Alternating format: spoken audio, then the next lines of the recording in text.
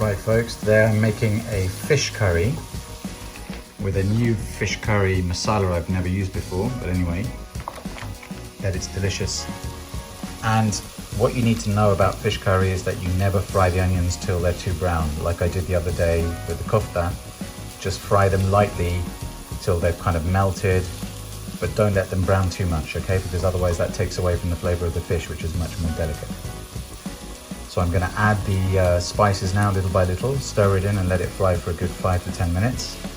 And then little by little, I'm gonna add some fish stock and let that continue frying for another 10 minutes. And then I'm gonna add tomatoes. I'm not gonna add too much fish stock, just to keep it moist. And I'm gonna add tomatoes and let it cook and cook and cook.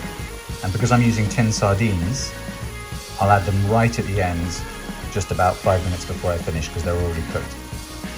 That's going to be the fish curry. I'll show you some more videos about that.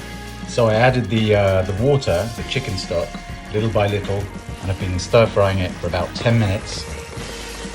And while I've been doing that, I've taken these sardines, picantonas, which I love. Sardine curry is going to be probably one of the most delicious curries you can have because sardines are so tasty. And these are even slightly spicy ones. So I've drained 10 cans into a bowl, removing the excess oil first, and that's about half a kilogram of fish. It's about 50 grams strained, so 10 cans, 500 grams of fish.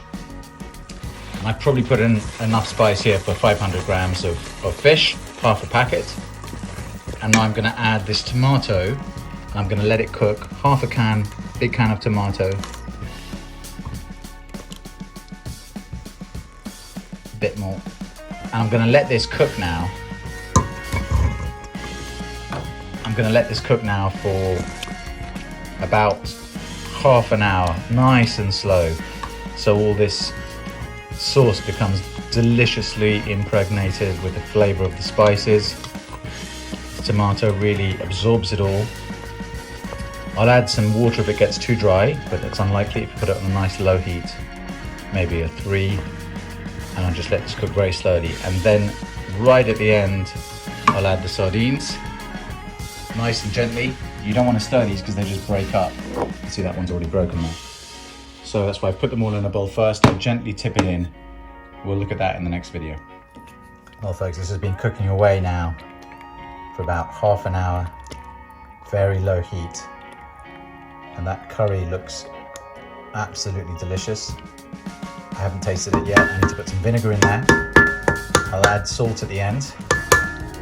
I'm just going to tip these sardines gently in.